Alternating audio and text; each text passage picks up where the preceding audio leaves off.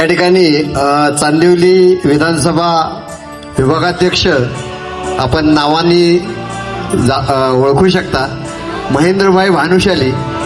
ते जन्मापासून या मुंबईमध्ये वाढले आणि आज जर खऱ्या अर्थानं जर मराठी माणूस आणि मराठी माणसासाठी जर कोण लढत असेल तर एक गुजराती माणूस आणि अख्ख्या महाराष्ट्रभर ज्यांच्या क्लिप सध्या व्हायरल होत आहेत आणि एवढं मोठं त्यांनी काम केलेलं आहे मराठी माणसासाठी आणि स्वतः ते सांगतात की मी एक गुजराती असलो तरी माझी कर्मभूमी आणि जन्मभूमी मुंबई आहे आणि मराठी माणसासाठी लढणाऱ्या या व्यक्तीसाठी जोरदार टाळ्या झाल्या पाहिजेत.